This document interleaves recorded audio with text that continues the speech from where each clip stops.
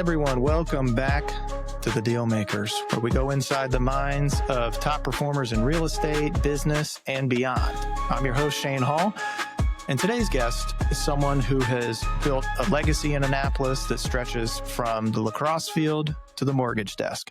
He's a former D1 athlete, a father of 6, how about that, and the current branch manager of USA Mortgage in Annapolis. But what makes Jamison Mullen's story special is the hustle. From pouring drinks behind a bar to producing millions in home loans annually, his path is one of grit, loyalty, and leadership. We're going to dive into Jamison's UVA days, how his competitive edge shaped his career, and what makes a great lender in today's market and deals that help define his journey. So let's get into it. Jamison, welcome, man. Thanks, Shane. Appreciate the intro. Absolutely, man. So let's go to the beginning. What was life growing up in Annapolis like? Oh, man. So I grew up on the hard streets of Cape St. Clair. I know them well. Actually, I tell folks, I had the pleasure of growing up in a little waterfront community like Cape St. Clair. Kids running around everywhere. My next door neighbor actually was a babysitter. So, it was kind of like built-in friends already get home from school and go over there. And she's the kind of babysitter that probably wouldn't fly today. Too many kids out, kids. And she had a pool and it was, mayhem everywhere, but it was a blast. So my brother and I, kind of from early age got to socialize and, you're running around with, kids in Cape St. Clair. And back then it was jump on your bike and go find something to do. I haven't been to Cape in years. I'm not sure how it is now, but I can't imagine a better way, than kind of growing up near a beach. Fields right there. Everything kind of contained in one area, and everything you need as a kid, and plenty of kids. I mean, your elementary school's right there. It was phenomenal. So, and then both my parents were born and raised in Annapolis. So our family's been around for, my mom's side, a couple hundred years. Dad's side, since kind of after the war. My mom grew up on Duke of Gloucester. My dad was the first house was in Amber Heights. No kidding. Yes. Damn. Incredible, right? So we kind of knew everybody. My dad was somewhat of a local lacrosse legend. My mom, like I said, grew up downtown Annapolis. Her father was original yacht club, like old school yacht club. Oh, wow. When I say old school yacht club, before, obviously well before the fire, well before even the flood, when they had money issues. Yeah. And back then everybody was just a sailor, strictly a sailing, they would go and play cards. Well, they would go sail and then they'd go back and play cards, and they were all Manhattan drinkers. And it was true sailing experience. They feel different now going to the yacht club, which is some of the best food in town. But, so I grew up downtown Annapolis with my grandparents. I grew up on Navy golf course with my grandfather, who lived right back up to Navy. It was cool, man. I wouldn't change it for the world. I love, being born and raised in Annapolis. I love being a true Annapolitan family that, we're all kind of still here. It says something about a town where your family really doesn't, everybody's back. There's not a lot of people that leave, it seems like, which is pretty cool. Did you ever have that thought about getting out and going somewhere else? It's funny you say that. I just said to my family this morning, I said, maybe I'll just move to Florida. And my one daughter's senior sophomore in high school looking at me like I'm, 2 heads and you're crazy dad. But no, not really. I mean, it's too long. We have, my wife's family's all here. Tara's family's all here. My family's still all here. We're downtown Annapolis for Christmas. We're downtown Annapolis for school. We're on the water all summer. It's just, it'd be a big change. I would like to, maybe have a second home somewhere someday, but we need to have, with 6 kids, I got to get into college before I start thinking about a second home. Yeah, you do, man. This is a great place to be. Just, it's a hard sell going anywhere else. Yeah. Yeah. I get that, man. So you come from a lacrosse family. You mentioned your dad, Terp legend. How about it? Yeah. All right. How did that shape your discipline and competitive mindset? I grew up with my dad coaching everything, so he coached my brother and I at Cape St. Clair, in the old school days, the fields were literally just across from the grounds down there.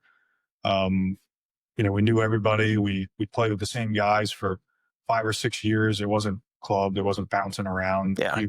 You grew up, wanting to, beat the hell out of Serena Park guys or Edgewater guys, or you got tired of getting the South County boys beating the heck out of you, or the, Annapolis boys, heck out of you on the field. Like, so it was, you kind of grew up together, and it wasn't like going out, let's go find a better player. We had to just get better. And, my dad used to, even in college, he'd be like, come back when you weren't playing or something, he'd be like, just get better, son. You just gotta get better. Like, he said that to us all. But that's kind of what we, and that's the mindset you got to have. It's like, you can't always be the victim, right? So, and that's what sports taught us. So it was, look, you may not have the most talent in the world, or maybe you're super talented, but you're not using it. Like, you got to fight, you got to work hard. And really, it's one of the reasons why in this business, I think athletes thrive, because you're constantly getting knocked down, right? And then you got to get back up. And it's like a daily fight every single day, and the tough survive.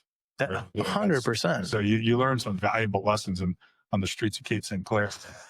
Some of the best lessons were just playing basketball. Where like guys like Danny Ferry, I never played with Danny Ferry, but there'd be some great basketball games down at those Cape St. Clair courts, and you're like, it was a fight, and there was no parents around, and it was like everything you did, and there'd be fights, and there'd be twisted ankles and blood and guys, but that's what we did. We loved it. Like I said, I wouldn't change anything about it. No, I feel like we don't get enough of that. We don't get enough taste of that these days, and we don't have. And some people might look at that as an aggressive mindset, but I really don't think it is. I think there's been too much coddling of our younger generations, and it's weird too, because the people that are doing it are the ones that didn't get coddled. Yeah, I know. It's our fault. It's a hard pill to swallow. Having 6 kids, I fight it myself. Trying to let them fall and get up themselves, or you gotta. It's a fine line between supportive and like overbearing or helicoptering. Yeah, and there's a lot of helicoptering now, and I think some of it's because of the money. Sure. There's a lot of money in sports, so there's a lot of clubs. If your parents paying $2,500 to put a kid in the club, they want you say, and they want to see some results. So different than Cape St. Clair, Exactly. But back to with my dad, the being a lacrosse guy, there wasn't a lot of guys back then that played college lacrosse as coaches. So we had an added benefit having my dad, guys like my dad and Bruce Law. Bruce was a AD, I think, at Old Mill for years. His son played at Broadneck. We all came up together. I mean, if you look at the guys that they coached, I mean, Broadneck won 2 state championships back then. Yeah. Mary's won, MIA championship when I was there with some of those guys. So like, there was a benefit to having your dad knowing what he's doing. Now there's tons of us, right? Like a lot of guys that play college lacrosse in our generation and are now coaching their kids. So it's a little like everybody seems to have, somebody that knows what they're doing. Back then we did it. So having my dad was a huge deal for us. Yeah. And, going to Maryland games, I grew up going to Terp games, especially Terps hoops and lacrosse. Like that was we loved the hoops. Walt Williams days. And oh yeah, I don't remember Bias. I was too young for that, but a little bit. But I remember Walt, and then Joe Smith. I remember being at the Joe Smith game when his coming out party. That was one of the coolest things ever. Growing up with my dad, I thought I was going to be a Terp. Like I really did. I grew up, I was going to be a Terp, and I probably would have been a Terp if I hadn't gone to Charleston. Yeah. Visit. And you go to Charleston, it's just it's a totally different vibe, man. I still love Maryland. I still love College Park, but it was just I think back then it was just something different for me. And I grew up going to Maryland. I was like, all right, I want to try something different. Yeah. I could see, sometimes you look back and go, well, what if I had gone to Maryland? How different would it have been? Probably a lot. But I would have loved that too. Yeah. It would fine. Yeah. You would have made the most of it, man. The College Park campus, even when I was there, was completely different than what it is today. So I'm consistently amazed at their recruiting classes and people that they were able to get to sign up. It's amazing how good the school is too. Oh yeah, it is one of the top institutions around, and what folks don't understand about it, when they won that national championship in 2002, that totally changed the dynamics of University of Maryland. Not that it wasn't a good public institution before that, but as soon as that happened, you started seeing a new generation of kids from really around the country wanting to go there because they want to be a part of something cool like that. Yeah. Region, I think, had a couple good years after that too. And You certainly did. I remember talking to folks that like the applications almost doubled, I think, overnight after they won the championship. So it's amazing what sports will do, right? People, they change the academics at schools. They really do. When you have great sports, people want to go there. They want to go and watch. You get more eyeballs on you. You get more revenue coming in, and people just want to be a part of something cool. Right. Well, you mentioned St. Mary's earlier. Yeah. So you grew up in Cape. What brought you to St. Mary's? Same type of thing. Mom and dad were both St. Mary's grads. Okay. You know? But quite honestly, I thought growing up I would go to Broadneck. You know, I grew up. A good friend of mine, John Sveck, who's now a college lacrosse coach. Actually, he's in high school now, but he was a longtime college lacrosse coach. His mom taught him at Broadneck. You know, we grew up, he and I, best friends, we walk up to Broadneck High School and we'd watch those games. We'd watch all those guys. There was guys that we idolized. I thought I was going to go to Broadneck. And then as I got better in lacrosse, and it wasn't that Broadneck wasn't great at lacrosse. It was just, I got the legacy of St. Mary's and my father, my uncle, my mom went there. That was kind of the draw. It might have been the opposite of why I didn't go to Maryland. I mean, like, it might have been, I need to form my own path and not do exactly what my dad did. Yeah. You know, I don't, it's 30 years ago now, so it's hard for me to really, you know, remember my thinking process. But anyway, so I go to St. Mary's. Rob White and Jim Moore are there. Jim Moore, legendary coach. Legendary. And by the way, so was, you know, I'm blanking on his name now, the coach of Broadneck, legendary guy. Clay White. Clay White. Legendary coach. But Moorhead was kind of one of those guys that had been there forever. I don't think he ever lost out of league game, maybe one ever. And St. Mary's was just so uberly talented. And I was like, I think I kind of want to go try that. I was young. I was probably a year younger than a lot of the guys in my class just because it was September birthday and back then it was different. Yeah. But, you know, just ended up, I think somebody got hurt my sophomore year. I made varsity and I maybe started a scrimmage or something. And next thing you know, I'm a starter for 3 years. And, you know, the story was written and was great because I, you know, could have gone differently. Sometimes an injury just changes things, right? And it might have been mono or something. But anyway, so ended up at St. Mary's and met my wife there. You know, met, you know, so many people that are lifelong friends at St. Mary's High School. Just So you did follow your dad's path. Yes. I did. And, you know, I'm still really involved. You know, my dad's president of World Blue Club. We raise money for St. Mary's athletics. And so it's a true family thing for us. And I think it's kind of what it keeps us close, to be honest. And St. Mary's, there's a lot of family still there. The football coach is still there. Yeah. And I still stop in and see him from time to time and talk to him. My daughter's there now. My wife's teaching there with 3 other kids over there. So it's I love it. I do. I love it. I love the fact that it's downtown Annapolis. I love the fact that we're small and kind of on our shoulder type of thing. Yeah. And how good, you know, now good they still are as a sports kind of group. I mean, they've fallen off depending on the years because there's not an everywhere amount of talent and Spalding's got pretty good, but it's when they're years where they're just as good as anybody, and some of these schools are 2-3 times the size. There are. It's cool to watch, man. I remember I had so I went to South River. That was 2004, 5, 6, 7, and I remember playing on some awesome teams. Yeah, no, they had some good teams back then. And they've gone on to do very well in the public scene. But I remember it being it was an event going to a St. Mary's game. Yeah. And they were just like the size of the athletes, the speed, the knowledge of the game. It was just so much more advanced than what we had. I was always just impressed by it, but I never went. My kid brothers did go. Yeah. And I remember my brother Griffin was on the last MIAA championship team. 2015. Yeah. With Ben Ruby or Joe Thompson. That's right. That's right. And dude, watching those guys play, it was like watching a little college team out there playing. It was awesome. And the thing that I've always noticed about the St. Mary's guys, because it is kind of such a small community, everybody kind of knows each other. They grew up together. They all stick together and they still hang out to this day.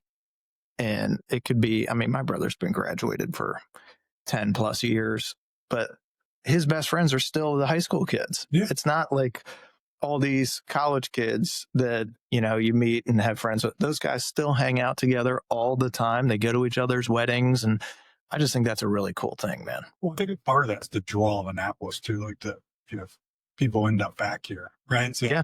And that St. Mary's crew is pretty tight knit. They're not big schools. It's not big schools. So some of the public schools, kids get lost, Oh yeah. It was just tight knit group. So it was always guys that, we had to be, because there wasn't, you couldn't go find other people. There was 100 people in your class, so you had no choice. But yeah, I'm still close with a lot of guys from, 30, like I said, 30 years later, I still have text streams still do fantasy football with some of my high school players. That's cool, man. Yeah. That's cool. It's definitely a cool feeling. It's definitely a cool community, which is why I, like having my kids here there. I want them to have something similar. I think it's something that not everybody has. So it's something we take pride in. You got any lessons from St. Mary's that you took with you to UVA?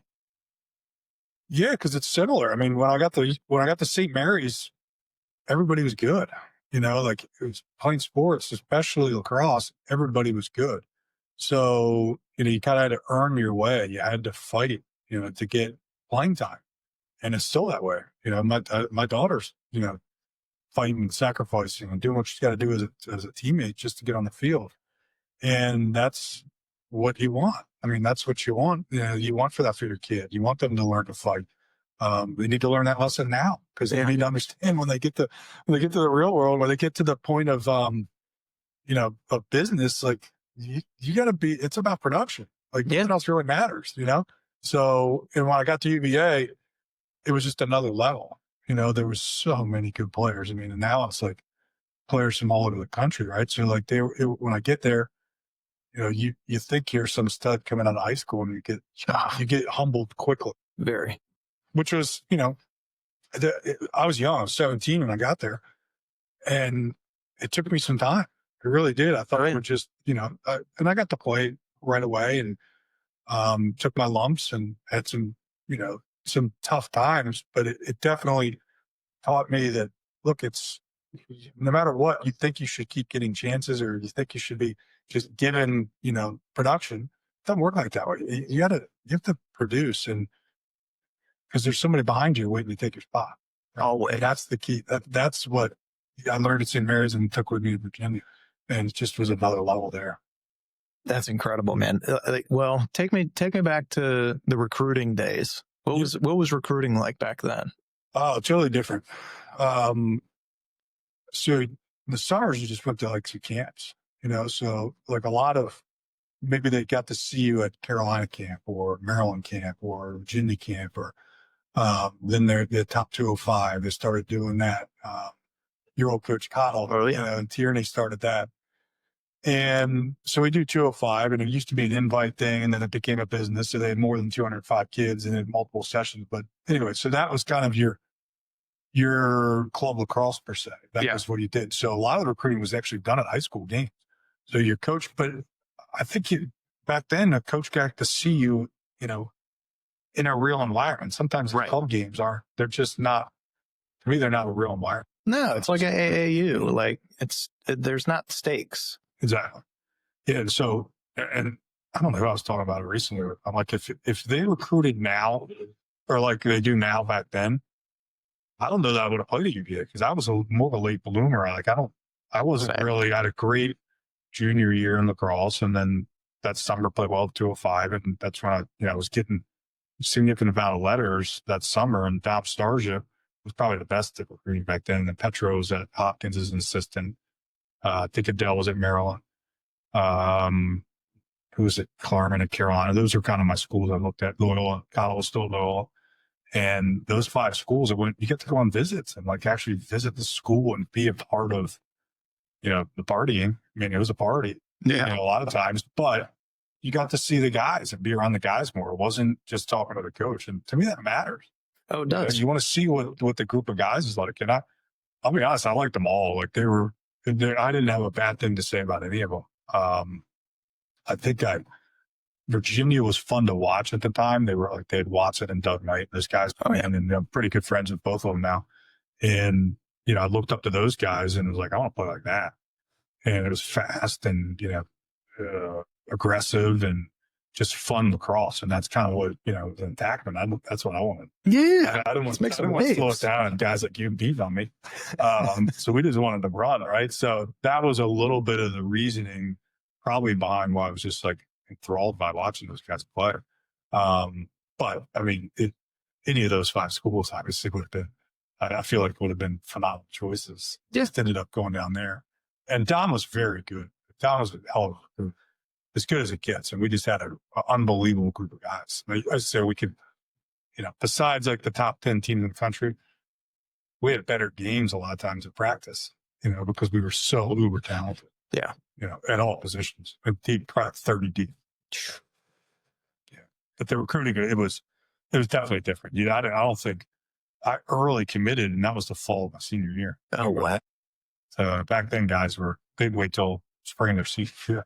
Yeah. Dude, I remember those days when it was like, there was 1, maybe 2 prodigies a year if you would commit during junior year. Right. And it was like, oh my God, that guy must be the second coming. I mean, this is unbelievable because you couldn't sign anything until senior year. Now you get kids in like 7th grade.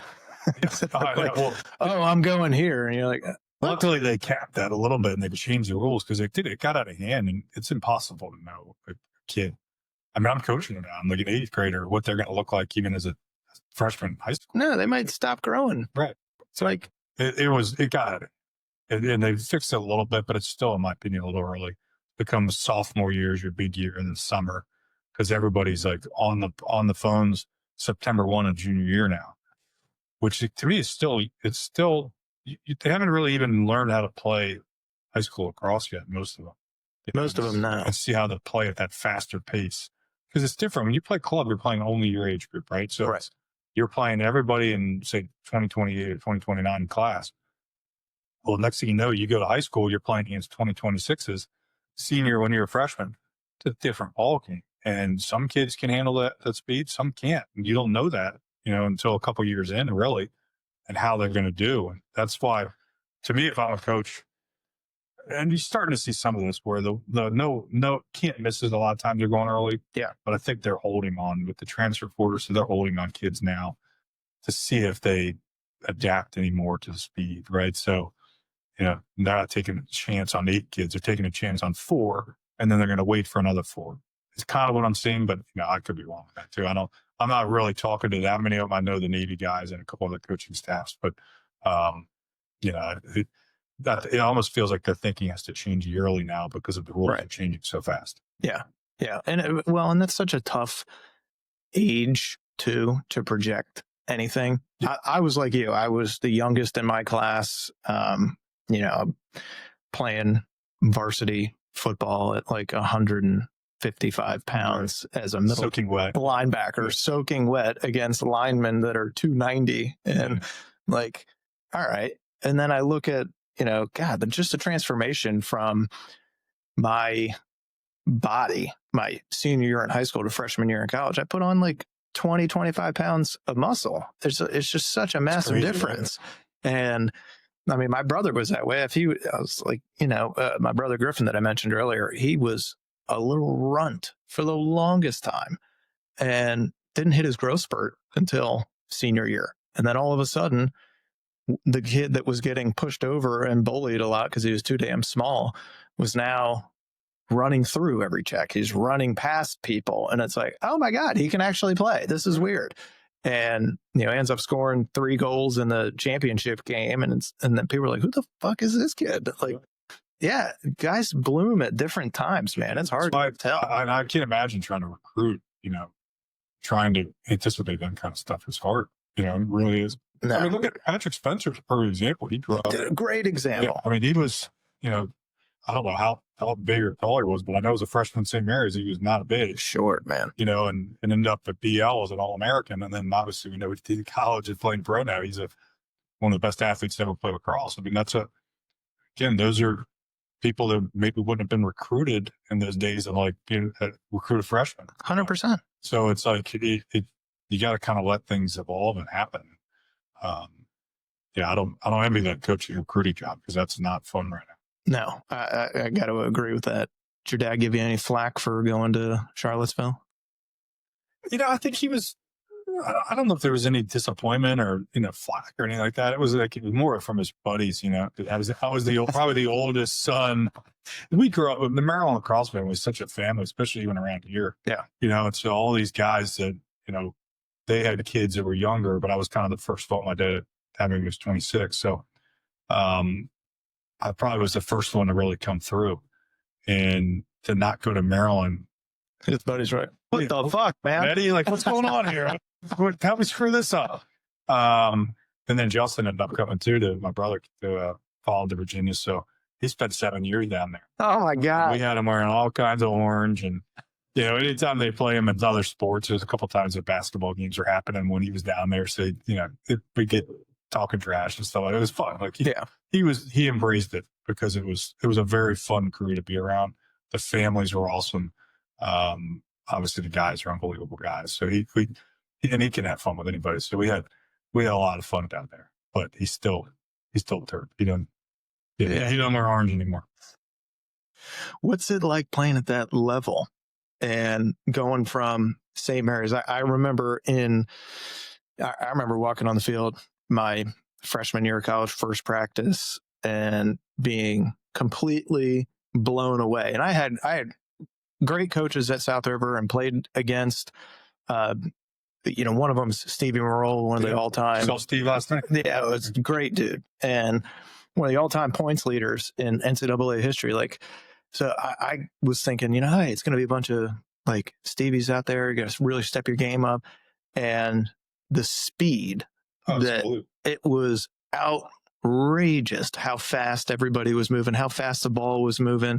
And I just felt totally overwhelmed with it. It took me a while to kind of get used to it and get acclimated. Well, I think what happens is you get the best players on every high school team. You end up on college, right? So it's like you're now not just the best player that you squid before, all right, best player, I'm one of the best players at St. Mary's. One of the best players in the county, maybe even in the state. Now you go to Virginia, it's that's everybody on the team. Yeah. Everybody's like that. So if you're not playing to the next level and really picking up your pace, and some guys can't, they may not have it. It's just not everybody's built that way.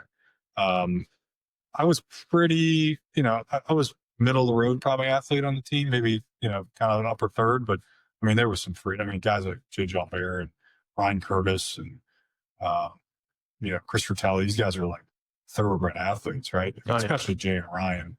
That was another level that I'd never seen before, right? I played with Danny Merle, Steve's brother. Danny was pretty similar. Danny had some of the best hands I've ever seen, and could play fast. So playing with him, I got to, and there were some guys at St. Mary's that were every bit as good as these guys in Virginia. When you get to the top guys were probably a little bit better, maybe similar, but it's that kind of lower end. Everybody's good in that lower end. Everybody's fighting for those starting positions. Yeah.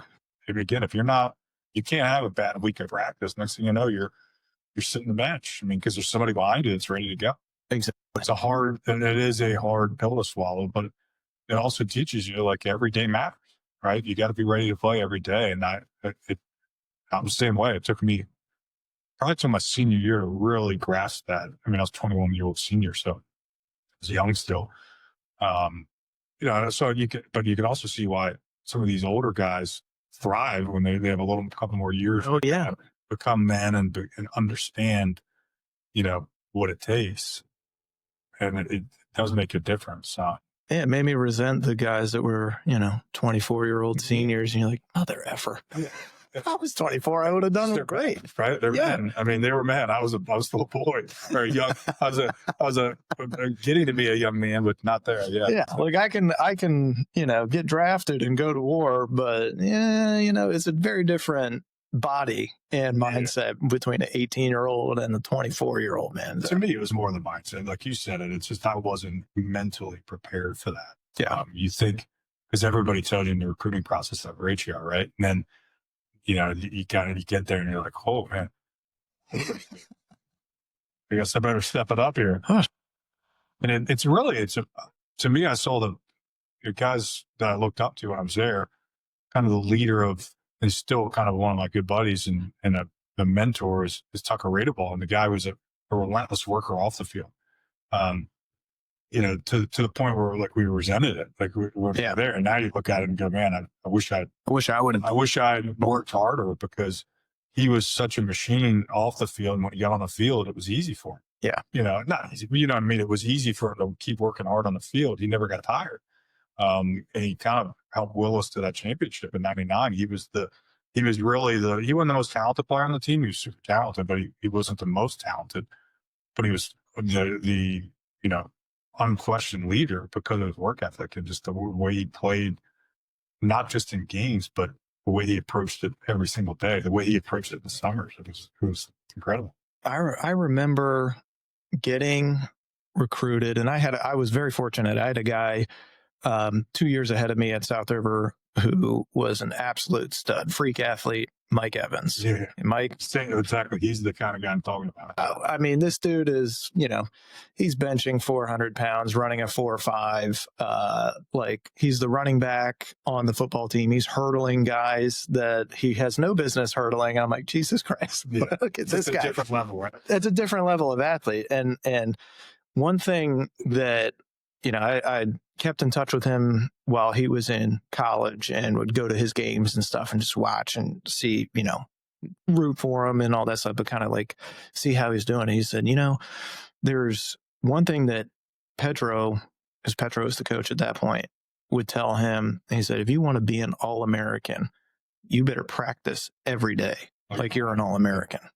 Well, Petro was like that too, right? He was relentless. Yeah. Just a freak talent like Evans, or like Chalbert, but they were also relentless kind of on the field. Yeah. Like some guys, I wouldn't say, maybe they're not as relentless off the field like Tucker was, but when they're on the field, it's like, I'm going to run through a wall. Yeah. Right? And that's how they practiced. And, Mike was same type of athlete I'm talking about. You get there and you're like, man, these guys are, I got to find another way. Yeah. I'm not going to out athlete that guy. No. So I'm going to be trying to be smarter. And then, then you run into a guy that's like that and super smart, like Mike was on that field. He's like, I got nothing here. Like, you guys are going to have to give it to somebody else, right? Like, because I can't, he's going to shut me down. I mean, but some guys are just that good. Yeah. Petro was too, and you see that a little bit in high school, especially in the MIAA. Yeah. There was plenty of really good players, All-Americans, that I played against in my 4 years at UVA. There was plenty of first-team All-Americans from the Baltimore, MIAA group. But, it's the ones that athletically were just another level. They may not have translated as much in high school. It did, but then they get to college and, oh my God. It's like, what have I done? Man, yeah. What am I supposed to do with that? But it's fun too. It's like you get to sit and play with those guys. Yeah, it's a cool thing, man. How many championships did you guys win? We just had the one, 99. Okay. And Charleston was in 2003. Gotcha. Yeah. Okay. So Dom was first one in 99, 03, 06. And then maybe 2012, 11 or 12, something like that. Yeah. Well, freaking 11, dude. We lost to them in that game. It was, disappointing. Yeah, that was the Monday game, right? That like you guys were just toast. Oh, dude, it was Then you had the kid that didn't play Saturday. It was up Monday. Thank you. And he was the best player in the field because he had legs. He had 4 goals in that game, and we're like, this. Are you kidding me? They suspend him for the first game on Saturday. But, all of a sudden we can play on Monday. Meanwhile, it's, 120 degrees on the field. We're dying. We're getting IVs at halftime. It was, It's a 7-2 game or something stupid, right? I don't know. it was a final of that game. It ended up being like 9-7, but it was not like it was low scoring. It was ugly. Everybody was dead. We had beaten them in Charlottesville 12-7 earlier in the year. So we thought, all right, well, we got their number. We'll be all right. And Steele's year, right? Steele. Yeah. Steele was there. Just coming out. I remember. Yep. I mean, it was great before that, but I was like when he became the legend he was. Yeah. Just took over those playoffs. They had Steele, the Brattons, Gettleman was the goalie. Malfris was running point at the pole. They had a lot of good guys, man. Yeah. They had a lot of good guys. I remember being at that. That was tough for the Terps. Everybody thought going in, you guys had it. Oh, we thought so. We were like, damn, dude, Cinderella story. Let's go. We were unranked and all this stuff. And, we had beaten the number 1 team in Syracuse the week before in Foxborough. And so we were on cloud 9, man. We were like, fuck yeah. And then we smoked Duke in the Final Four. I mean, it was like a bloodbath. Was the football kid playing attack for you guys in that year? No, that was the year before. Okay. That was Yaters. Yeah. Yate. He was a big boy. Dude, he's a massive human being. Still the biggest hands I've ever seen in my life up close. So after college, yep. You don't do mortgages right away. What do you do? Ooh, I was a little bit burned out, to be honest, on lacrosse stuff. They had just started the MLL at that point. Okay. And a lot of guys they had done those showcase the year before. And I had kind of finished up pretty strong my senior year, but we lost in the first round up at like Army to Hofstra in like overtime. Johnson was in the cage freshman year. His freshman year. We were really talented, but kind of young. So we lose, and at that point, I'm like, I got to get out of Dodge for a while. Bring that. I do that. I think I finished up the summer with like Spanish, which always gave me college. So I finished up, and I'm like, no comprende. Yeah, I come home, and I'm like, what am I going to do? And a couple buddies of mine lived in Charleston, South Carolina. Oh yeah, a couple guys that were at school down there still, and they were maybe doing a 5th year or whatever. And I'm like, I'm going down there. So I moved down there to Folly Beach, and kind of get it like it wasn't easy to find a job back then either. So like I ended up catering and bartending down in Charleston, South Carolina. Could be worse though. Could be worse. Yeah, it's a nice setting, man. We live right on the beach. I mean, we're talking Folly Beach is like kind of the surfer, kind of hippier area. Oh yeah, of Charleston. So just living the good life, catering, bartending, being an idiot. And then I got a job at Kiowa, which is unbelievable. So wow, a local guy from Annapolis had moved down there. I don't know. He bought probably in the early 90s in Kiowa before it like exploded. Yeah. It was stupid expensive. And they had 2 private courses on Kiowa Island. One of them was Cacique, was brand new. And they were actually, luckily, they just opened and were hiring people. Yeah. I remember making, I think they paid me a salary like $25,000. Yeah. And I got like free golf. And I was like, a salary? I get a salary? Really? This is great. Honestly, it's the most salary I think I've ever had in my life. Really? Oh, that's so cool. So, I get a salary. I'm playing, I show up at 6 a.m., work till 2. And then, just as a cart boy, basically, cart barn guy and bringing the carts out. And there was a no-tip facility, and that's why they paid us, it was one of those places, really nice. Yeah. But then we got to go play golf in the afternoons. That's cool. So I got to play a lot of golf. Was basically doing that, go home some nights we party. It became tough to like the 6 a.m. because it was a 45-minute drive at least in the morning from Folly to go in town and then back out to Kiowa. Yeah. So it was tough, to be partying all the time and making it to work. So the party, we still had a great time. I mean, you're 21 years old, so don't get me wrong, we had fun. But just being out, it was exactly what I needed. Let's put it that way. That's a wild lifestyle, man. That's so cool. Well, I tell folks now, I'm like, if it hadn't been for my wife, girlfriend at the time, it's kind of like, I better get home to her or she's going to find somebody else. But if I hadn't gone home, I'd probably still be there doing the same thing, living the good life. No kids, like just a knucklehead, 45-year-old. You'd be Kenny Powers. Yeah, exactly. Some guy like talking about, going out and playing like weekend games at the local muni. Yeah. So you made the right decision coming home. But what year did you come home? 2002, I believe. Okay. 2002, because I graduated 2001. Went there. It was like the summer of 2002 or like the fall of 2002, something like that. I actually got a job at a title company first. Okay. Through golf, because it was, my father-in-law knew this guy who back then, 2002 and 2003, after 9/11, they really did like plummeted rates, like to get the economy going. Yeah.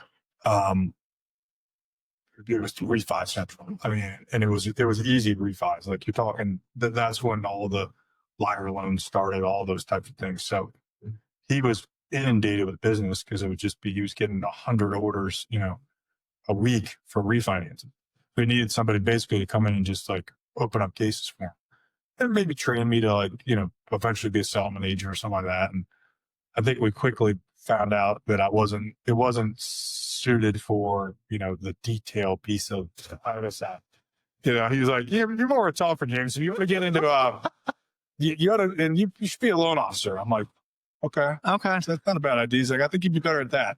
Funny. I said, Dick Ham was his name, the guy that was the title attorney at the time. He just called me recently this week. So we, still have a relationship with him, a great guy. And he was kind of the first one to mention maybe you should look at being a loan officer. So I talked to a couple local guys, a Maryland guy, and I ended up going to kind of a place that was more of a refi shop because you could kind of just call. I think we were calling home improvement leads or something like that. Yeah.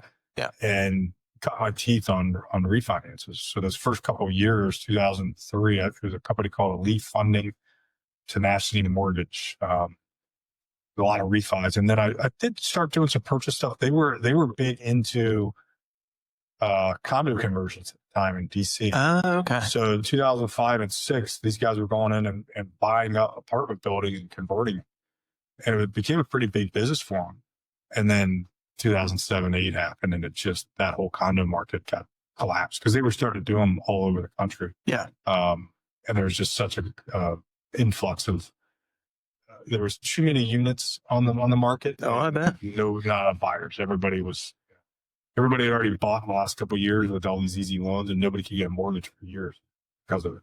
Sure. But yeah, that's how I kind of cut my teeth when I got home. And just one of those things where I didn't know what I want to do. So I got into real estate and, started with title. And I'll tell you, getting the title first, though, does help you understand the transaction. Yeah. I got to, talk to real estate agents. I got to talk to loan officers. You see how settlements go. You see the different, you start understanding the title piece of it, which is important stuff. And I mean, there's a lot of times where, folks in our business don't get that kind of, training in a different part of the business. Yeah. And so it's kind of nice. It's been helpful for me for sure. Like there's a lot of things that were easier for me to pick up on because of that. Yeah. When you understand the mechanics of the entire transaction and everything that goes into it, it makes it a lot easier when you see the full picture. And you're working with all the pieces of the puzzle instead of just looking at the box and knowing, all right, well, this is kind of how it should go, but for sure we'll figure it out. Yeah. And it just, you get a full picture. Yeah. You just kind of see everything that's happening, and it also kind of lends itself to what part do I want to play in this? Yeah, that's true. Where do I want to be long-term with it? So that's how I ended up in the mortgage side. Well, how has the landscape changed since you got into mortgages?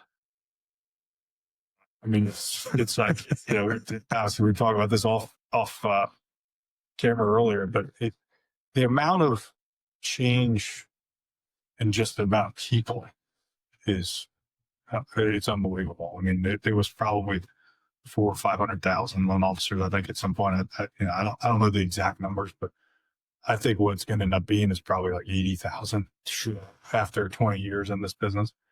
Damn. It's just the regulatory stuff after 2008 completely changed the game, and it made it very difficult for just anybody to do mortgages, right? So a lot of folks Plus, just the lack of volume back then got a lot of people out. Yeah. Yeah. So it's still the same basic principles of getting a mortgage, but back then, other than back then, if you could follow a mirror, you'd get a mortgage in the beginning. Once 2008-9 hit, completely changed, and it was full doc again, everything, and there was over the top documentation. But the premise, like the change for me, and where I learned, I had to change again. You did go to college, you got to change your ways, you got to change your work ethic. I had to change not only my work ethic in the sense it wasn't easy anymore, but it was also I had to work smarter, go after certain avenues of business. The real estate agents drive business now, and they drove it even more back then probably. But I realized I had to get, more into real estate agents and network more with agents, builders. God bless you. Because you want it to be a full, most agents want a full service operation. They want some of it's the control piece. They also want their customer to go through a great experience so that they come back to that agent. A lot of what happens, right, in the transaction, if things go sideways in the transaction, even if it wasn't the agent's fault, they just will associate a bad experience with the agent. Yes. So that's why it's so unbelievably important to have mortgage people you trust that are going to give your customer a good experience. And so what I learned is you better prioritize customer service as a loan officer, not only to the agent, but to the customer too, because if you're not with the customer, they're going to tell the agent. Yeah. And then next thing you know, if you get too much of those complaints, next thing you know, you're out with that agent. Yeah, of course. And it should be. That's the way it should be. And then the agents do a good job. Most great agents do a great job of vetting loan officers, and they can smell bullshit pretty quickly. Yeah. You know what I mean? They can smell, like there's a lot of guys in my business that are bullshit, and they get snuffed out pretty quick by the good agents. Now, a lot of them do a good job still of, they'll find new agents. They just stay on the hamster wheel finding insurance. Yeah. But they're always looking for new agents, right? I've always been a relationship guy, and I want to have 20-year relationships. I want to grow with agents, right? I want to grow with you, help you build your business. Same thing on the builder side, do a lot of new construction, and I've grown my business with the builder as they grow. And I think it's, to me, it's just a more fun way to do things. It's kind of like what we were talking about earlier about, Kid Sinclair, you grow up third grade until 8th grade playing with the same guys, and you want to grow with them, right? It's a great idea. Yeah. It's very parallel to that. It's not just a transactional thing. It's like, some of my best friends in the business are agents, or, they're idiots I've been working with forever, builders, or, guys that I would invite to my birthday party. And that's what you want. Makes it more enjoyable. It does. See, I mean, are you going to have that with everybody? Of course not. But you want to enjoy, an agent I respect in town, who's one of my good friends, invite me to his son's senior night for baseball. Oh, that's cool. Yeah, those are kind of things that's like, it's nice to be a part of their life too. Yeah. See what you help them build. And I think the agents feel the same way about their lenders. Like, I like to see, they like to see me do well. That's what they want. Same thing on the builder side, titles, everybody, like, you can kind of see over the last 20, 25 years, that's how the great people in the business have built their business. There's not a lot of just transactional folks that are just grinding the phones all day long. They're building relationships. Yeah. And we've had and this is slightly off topic, but I promise I'll weave it back in there, Trump style. We've had a couple of clients and people close to us pass away in the last year, and it makes you realize how finite time is. And the older you get, the less of it you have, obviously. That's how it works. But it makes you want to do what you do and be happy doing it. Do something that you feel like you're making a difference. But if you can do it with people that you enjoy doing it with, it makes it a lot more enjoyable. And you're not here forever. Well, I don't know if my wife likes me reminding her. She doesn't care now. The kids are young, but some of my best relationships I've met through golf. Yeah. Lacrosse and golf. Because you're kind of, it's like-minded folks, right? Like, you want to be able to go out and play golf with somebody. First of all, I think you could really understand somebody and their character on the golf, how they are on the golf course. But I also think you can go out and do something you enjoy and talk shop with. Yeah. And talk about other things, obviously, too, but it's just a way of, kind of de-stressing while also working. Yeah. And I've got a lot of great relationships through golf. Like, a couple of my builders, a couple of my real estate agents, we got to play golf. I met guys like you through lacrosse. Some of my colleagues have met through lacrosse. Like, we play lacrosse after college together, and we go to games and things like that. And it's a kind of a bond. That you're right. It makes it more enjoyable. That's the thing, because it's work is work. And I love doing mortgages. I love helping people get houses. I love getting a phone call I got the other day from a, young couple that, they were just letting me know they were out the first day at the house and the kids were outside and running around, right? And they're just thanking me, things like that. But, I don't talk, I'll stay in touch with them a little bit, but I don't talk to them, weekly or monthly, like I will some of my agents or some of my builders, Sure, title guys, things like that. So, like, you want to have people that are in it with you. Exactly.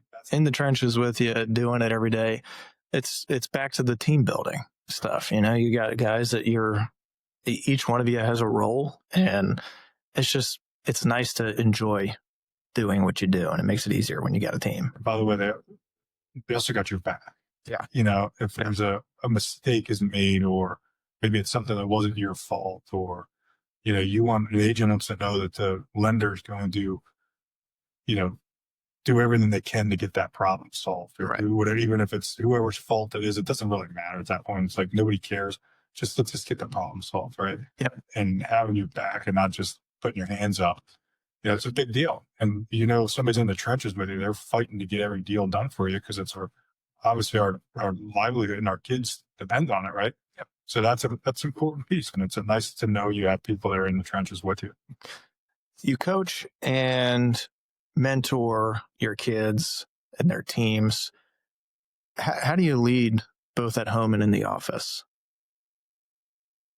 So having 6 of them, it's a lot, man. It is. And but you understand that their personalities, every single one of them is different, right? Yeah. And so my oldest daughter, I coached her for years, because I could say anything I wanted to her, and I could be the hardest on her, and she'd be fine. But she would let it roll off her shoulders, and it allowed me to be hard on other kids and make it look like I was just as hard on, I wasn't just hard on them. I was hard on my daughter the hardest. And if she can handle it, then they could too. My other kids are all different with that. So they're not all the same. I've noticed the same thing with the kids I coach, right? Like, everybody's personalities are different. You're going to see what motivates them. No different than in the office, right? Like, some people need a pat on the back. Some people need a kick in the butt. The great leaders, and I wouldn't put myself in a great leader category. I do my best to try to lead by example, and help people when I can and be responsive. That's kind of my leadership, traits. I mean, that's my style. I'm not a rah-rah guy. I don't come in and every morning be like, pound on the table, still guys, cat guy. And I'm not. You're not McConaughey and Wolf of Wall Street. Wouldn't that hit? Not even close. Although that's a great movie. And I'm not even like the smoothest salesman talker. So, like, even like coming in and listening to me talk. I mean, I think guys would, my folks do probably benefit from hearing some of what I say, but it's not like I'm a hard sell. And try to establish my clients, trust kind of the same way I do with my referral partner. It's, just straight honesty. I'm not smart enough to remember lies. So or BS. That's a great way to put it. And I try to sound as professional as I can, and as, what's the word? Basically I'm trying to, like, I know what I'm doing, as informative as I can, like, making them feel like I actually know what I'm talking about, which I kind of think I do. Yeah. At least I hope I do. So, as far as, leadership wise, I think that's kind of all you can do, like, lead by example. Now, with coaching is slightly different because you're kind of, you're forming everything on a daily basis. You're putting it's when you're leading the loan officers or a team, you got to kind of give them some freedom to sell how they sell best. Yeah. Lacrosse, you still have to kind of work more as a team. It's a little more individual in our business.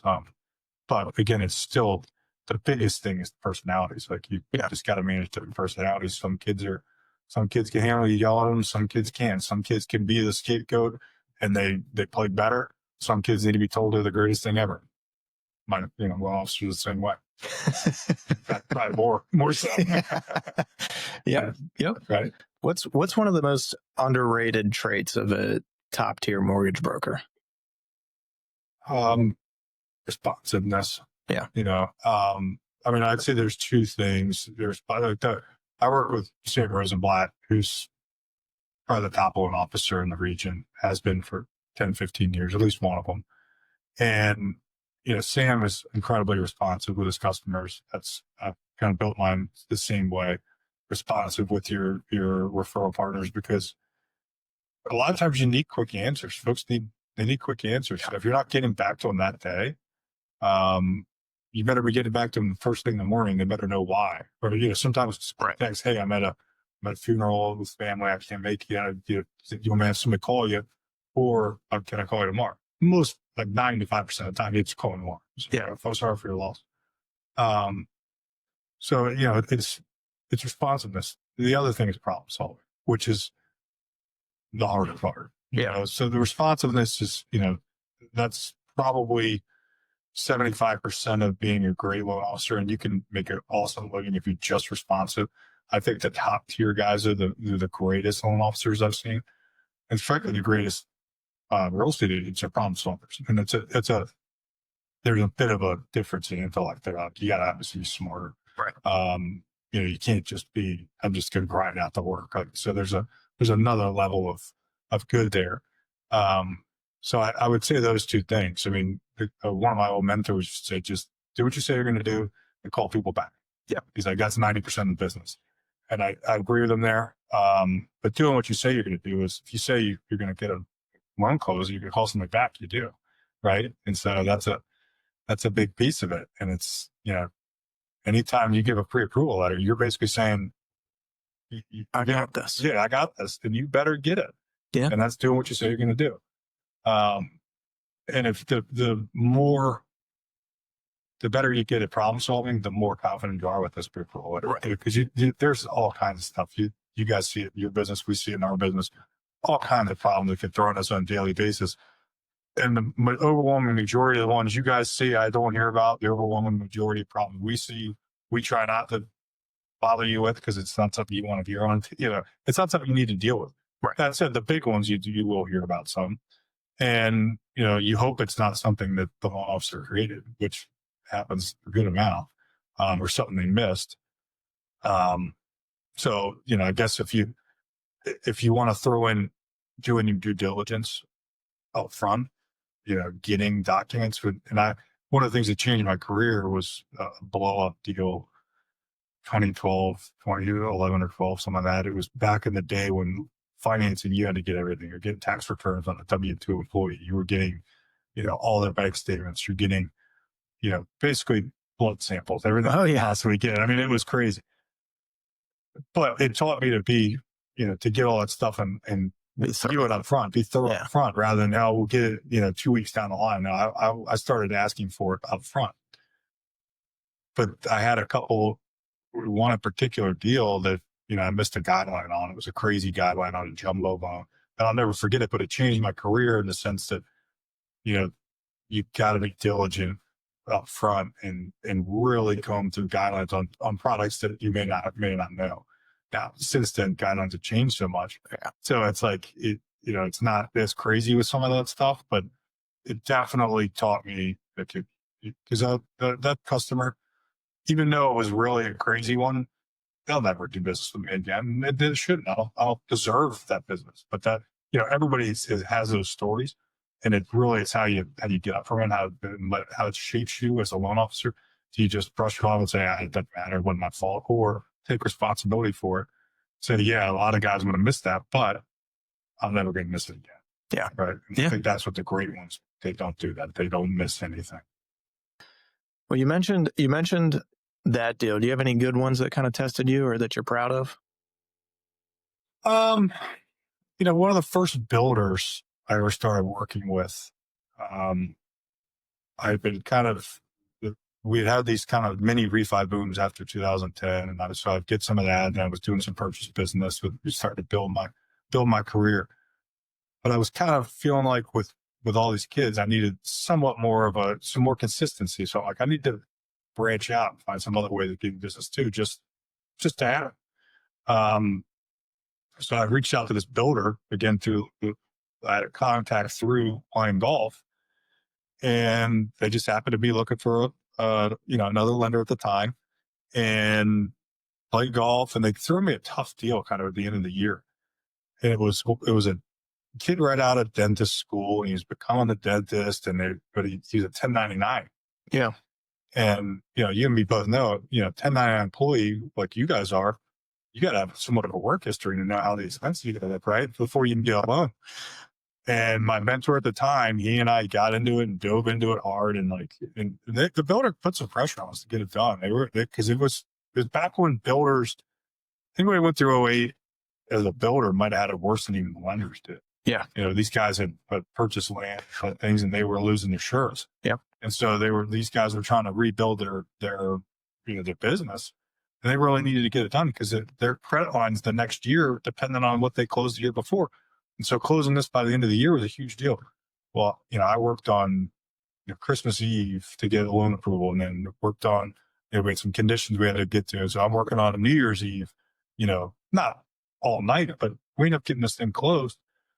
And I'm working with them ever since. It's 15 years ago, or 13 years ago. So like, you never know that one deal that's going to change your career, which is why you got to kind of treat them all, with the utmost respect, because something could just change you. So you could save a deal or, get a deal done that, on a timeline that nobody else could do, and next thing you know, that's your referral source for life, or that's your partner for life. So that was probably one of the ones that, I think about as, one of the more important ones that ever got done. Definitely proud of that. Yeah. And I think the one I talked about before that, though, the one that beat me out, the one where I missed something, it was that's the one I remember more. Like, you just like, I can't. Like that athlete mentality. I remember the losses more than I remember the wins. Exactly right. Exactly. Yeah. How do you balance being responsive and being everything for the client, but also having 6 kids, a wife that needs you? That's something that I think top agents struggle with, top brokers struggle with. Have you been able to find that balance? And if so, how? Yeah, it's getting better. The better the older I've gotten, the more I've learned to shut it down a little bit and just be, you're still responsive.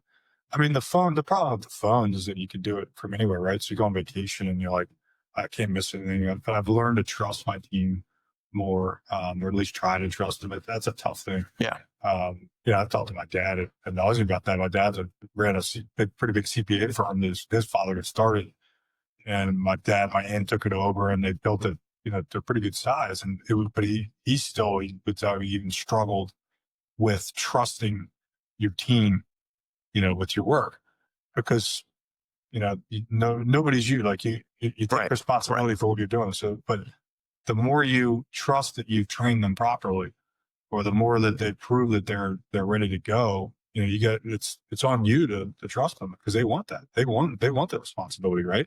So I've gotten better with that.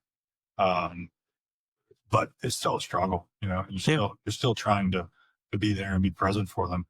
And it goes quick, so I already got one in college, and my youngest is 10 now. It's hard to believe. We're still playing lacrosse, and my kids are running around, right? And it happens so fast.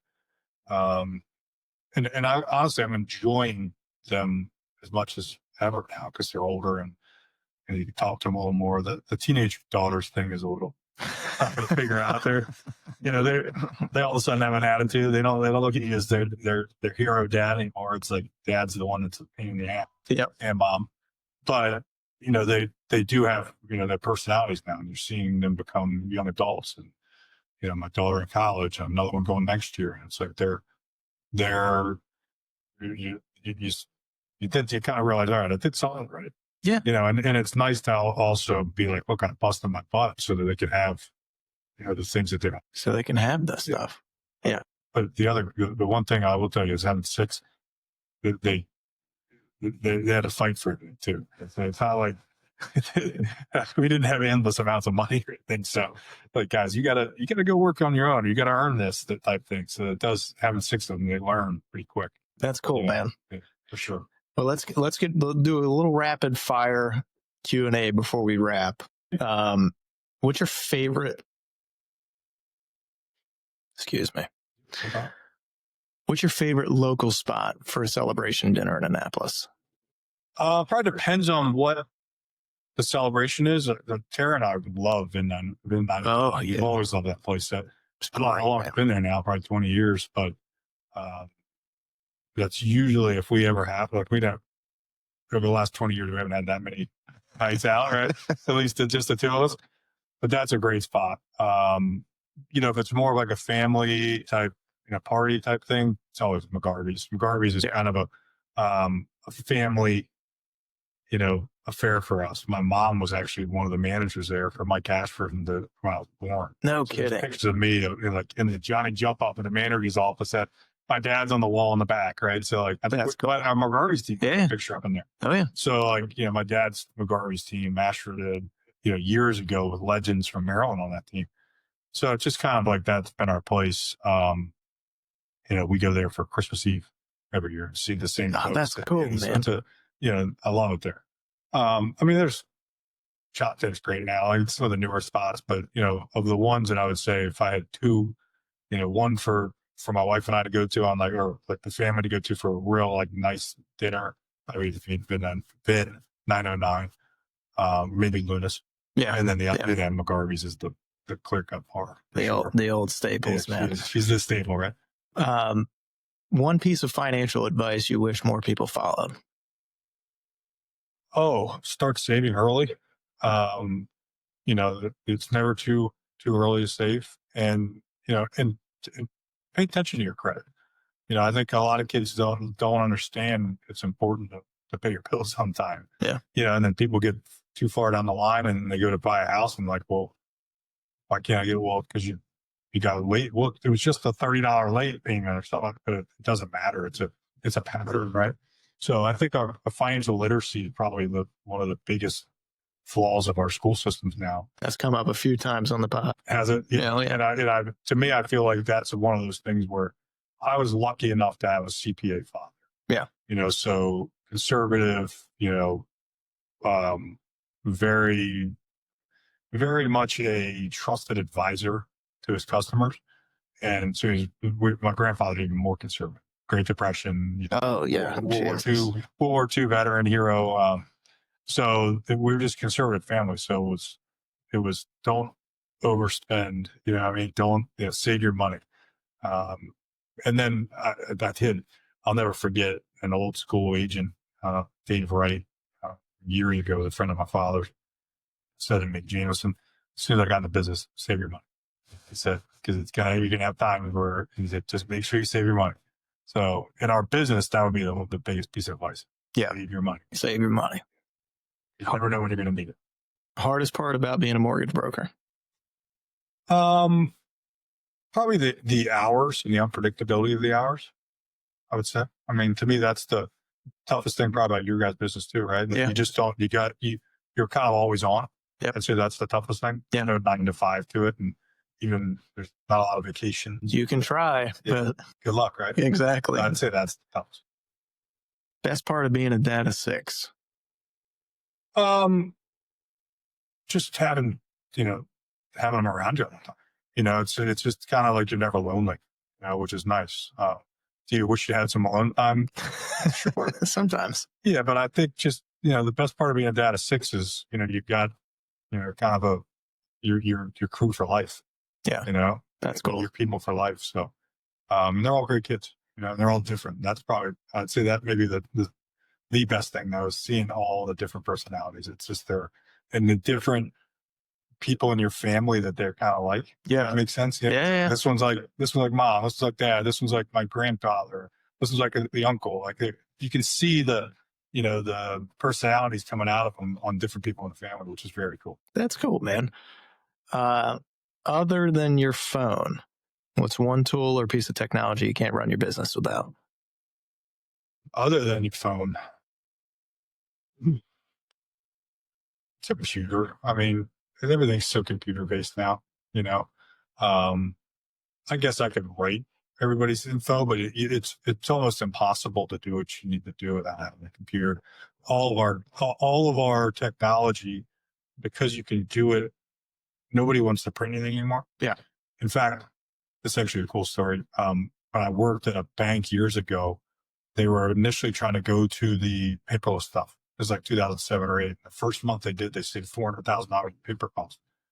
And then it went away from that and everything was paper again after 2008 and 9. But then as we've gotten back into like everything's right, you guys probably don't print anything anymore. I mean, all the contracts are all done paperless and all of our disclosures are mostly done paperless, except for the stuff that's been recorded. So you can't really do anything without a computer anymore. Yeah, no, I agree. UVA or St. Mary's, you had to get the band back together again. Which team's going to win in a backyard tournament? UVA versus St. Mary's? Yeah. Oh, that's a good question because a lot of those St. Mary's guys all played with major D1 guys. Yeah. Too. Probably UVA, but it would be closer than you think. Yeah. We were number one team in the country in high school, so that team was uber talented. I mean, it was an all-star team in Anne Arundel County, frankly. Minus a few guys, but it was incredible. That's awesome. It'd be close, but UVA. What's your pregame pump-up song? Now, because I coach the girls, probably like Pink, Raise Your Glass. I put that on and I'm like, embarrass my daughter with her friends in the car. If it were me, it would probably be like me actually playing still. Probably some sort of like Led Zeppelin, one of the Led Zeppelins. So there's like 50 Led Zeppelin songs that I could pick and, or maybe a Rage Against the Machine or something like that. But, now because it's my kid. Oh, I'll tell you this, with my boys, they love gangster rap. Of course. Yeah, man. NWA is a huge one. Dre. I love, NWA. What's the one? Express Yourself. Because it's a little less cussing in that one. Yeah. But my boys, obviously, they love the ones like, police. Yeah, of course. Just because of the cuss words. Of course. They're 10, 12s. Yeah. That's all they care about. And the foul stuff. But we don't let their mother know that they're listening to that. No, she won't watch this or listen to it. A lot of my pre pop-up songs are kind of based around them. Either embarrassing them or enjoying it with them. All right. For anybody that's listening who is just getting into lending or maybe thinking of switching careers, what's your biggest piece of advice? Know what you're getting into. And then frankly, if you're going to do it, you got to be 100%. Yeah. You can't do this. I understand that some folks need to maybe bartend on the side or wait tables as you're getting going or, work another job. But I would tell you, it's probably going to take you longer to get going that way because it becomes a 18-hour-a-day job. Not because you're constantly sitting at a computer working, but you're always thinking about it. You're always working on it some way, right? So it's real estate agents and mortgage guys. We are 100% commission. So you have to be kind of always on, right? You're always thinking about it. So I would say if you're going to do it, you got to be 100%. I'm doing this. It's like, you're going to run a marathon. You better be all in.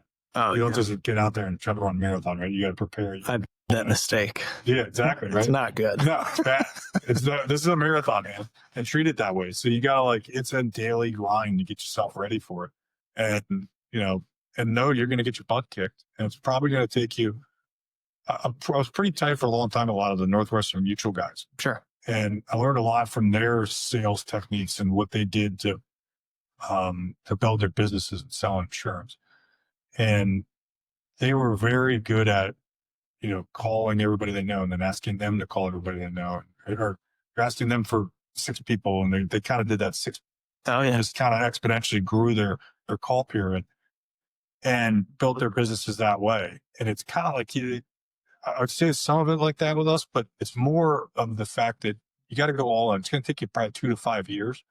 And if you don't go all in immediately, it's going to take even longer. So the more all in you go at the start, the faster you're going to start seeing results. And I've some guys that I managed at my previous company, some guys that I manage now that I'm seeing that where they're all in and they're crushing it already. It's fun to see. It's a cool thing to watch, man. It is. Where can people find you if they're looking for guidance, mentorship, or just want to work with your team? Call me. Yeah. I mean, my phone, just my cell phone. And I work right here in Annapolis. I'm on Reba Road, so my office is always open. I love to, anybody young and aggressive and hungry and poor, those are the ones we want. Yeah. Because they generally, the resourceful, it's all, athletes or the card players maybe, or maybe you're in a different type of sales. I've seen some guys from car sales that really killed it in mortgage, because they understand, what it takes. They understand the grind. There's no shortcut, so, if you're in a different career and you want to talk to somebody, please give me a call. I'd love to just tell you about how shitty it is at times and how great it is too.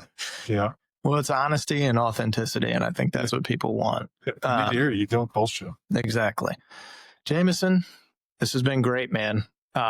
Great being here. I appreciate you coming on and doing this, from bartender to branch boss, lacrosse player to mortgage pro, and one of the most trusted names in Annapolis real estate finance. If you got value from this, share it with a teammate, a fellow agent, someone navigating the mortgage maze. Until next time, keep making moves. This is Dealmakers. Thanks.